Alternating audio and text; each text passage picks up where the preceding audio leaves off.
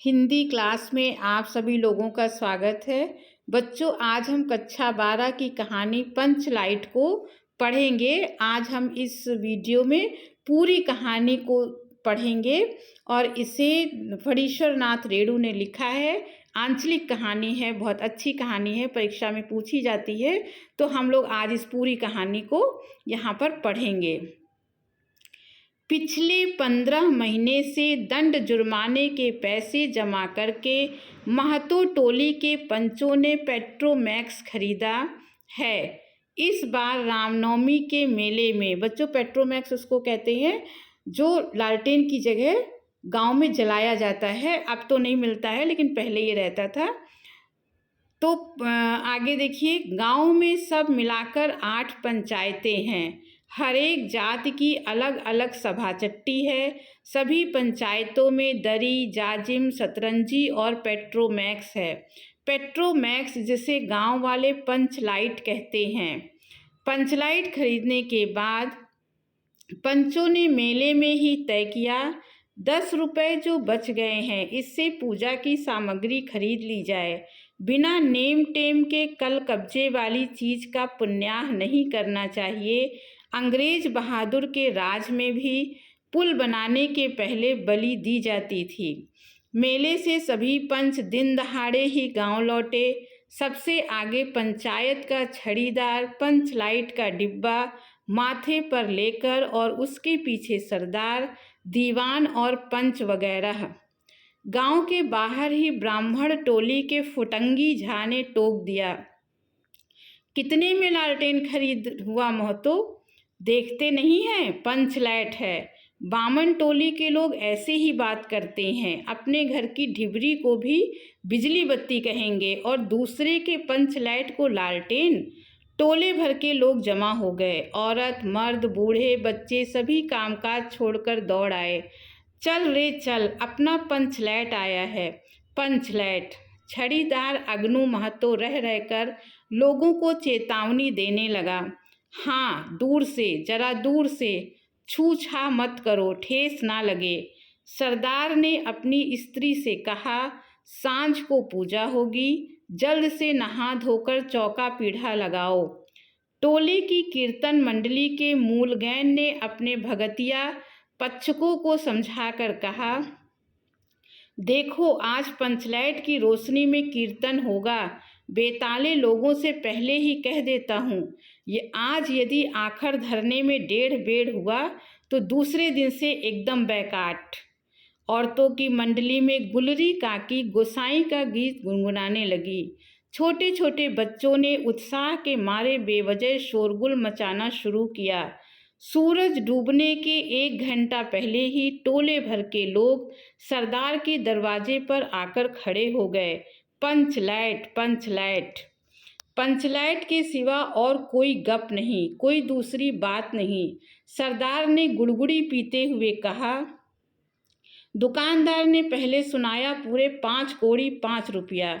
मैंने कहा कि दुकानदार साहब, ये मत समझिए कि हम लोग एकदम देहाती हैं, बहुत बहुत पंचलाइट देखा है। इसके बाद दुकानदार मेरा मुंह देखने लगा। बोला, लगता है आप जाति के सरदार हैं। ठीक है, जब आप सरदार होकर खुद पंचलाइट खरीदने आए हैं तो जाइए, पूरे 5 कौड़ी में आपको दे रहे हैं। दीवान जी ने कहा, अलबत्ता चेहरा परखने वाला दुकानदार है। पंचलाइट का बक्सा दुकान का नौकर देना नहीं चाहता था। मैंने कहा, देखिए दुकानदार साहब, बिना बक्सा पंचलाइट कैसे ले जाएंगे? दुकानदार ने नौकर को डांटते हुए कहा, क्यों रे, दीवान जी की आंख के आगे धुरखेल करता है? दे दो बक्सा। टोले के लोगों ने अपने सरदार और दीवान को श्रद्धा भरी निगाहों से देखा। छड़ीदार ने औरतों की मंडली में सुनाया। रास्ते में सन्न सन्न बोलता था पंचलाइट, लेकिन ऐन मौके पर लेकिन लग गया। रूदल शाह बनिए की दुकान से 3 बोतल किरासन तेल आया और सवाल पैदा हुआ कि पंचलाइट को जलाएगा कौन। ये बात पहले किसी के दिमाग में नहीं आई थी। पंचलाइट खरीदने के पहले किसी ने ना सोचा, खरीदने के बाद भी नहीं। अब पूजा की सामग्री चौकी पर सजी हुई है, कीर्तनिया लोग ढोल करताल लेकर बैठे हैं, खोल कर बैठे हैं और पंच लाइट पड़ा हुआ है।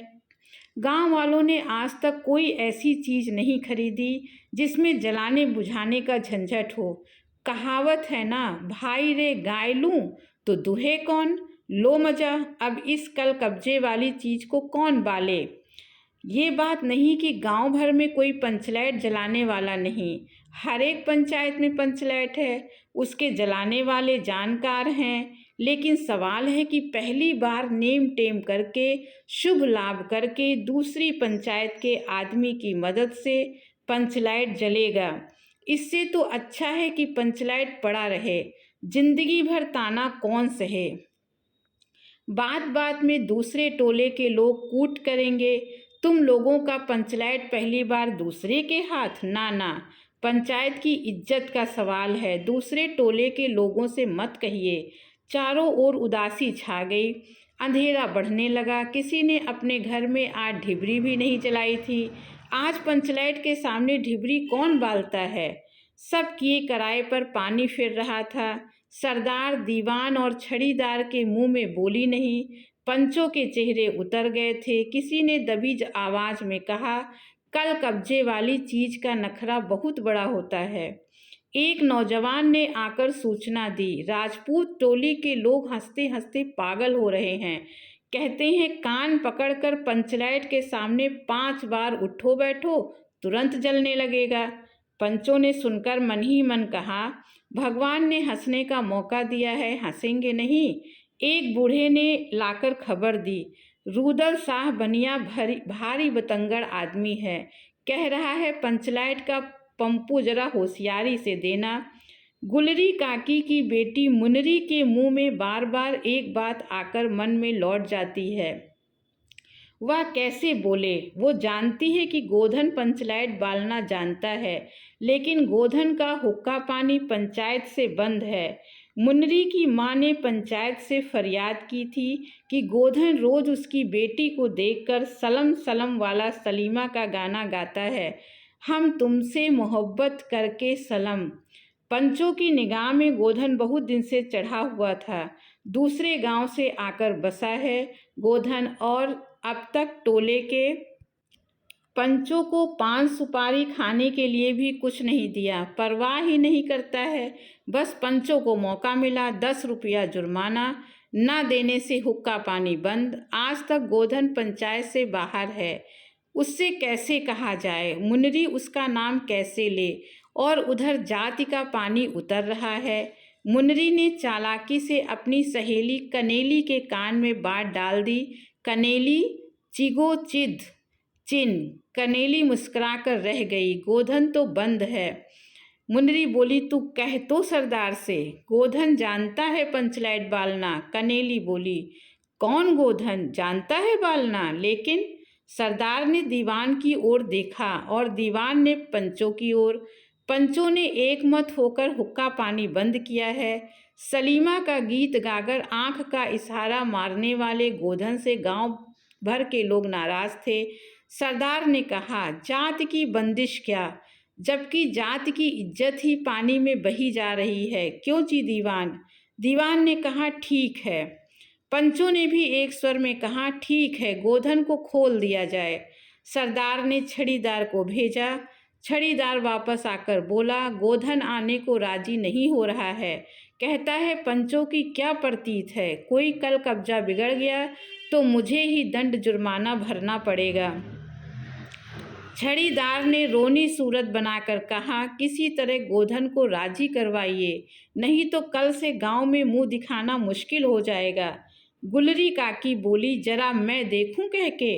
गुलरी काकी उठकर गोधन के झोपड़े की ओर गई और गोधन को मना लाई। सभी के चेहरे पर नई आशा की रोशनी चमकी। गोधन चुपचाप पंचलाइट में तेल भरने लगा। सरदार की स्त्री ने पूजा की सामग्री के पास चक्कर काटती हुई बिल्ली को भगाया। कीर्तन मंडली का मूल गैन मूर्छल के बालों को संवारने लगा।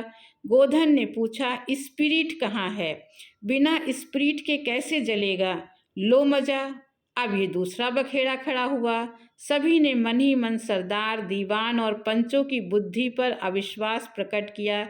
बिना बूझे समझे काम करते हैं ये लोग। उपस्थित जन समूह में फिर मायूसी छा गई। लेकिन गोधन बड़ा होशियार लड़का है, बिना स्पिरिट के ही पंचलाइट जलाएगा।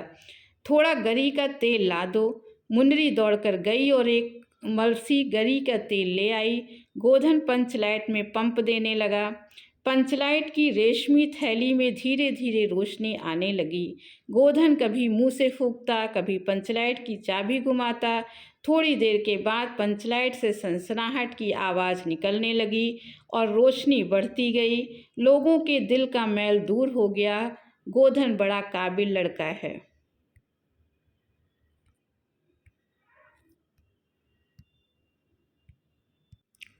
अंत में पंचलाइट की रोशनी से सारी टोली जगमगा उठी तो कीर्तनिया लोगों ने एक स्वर में महावीर स्वामी की जय ध्वनि के साथ कीर्तन शुरू कर दिया।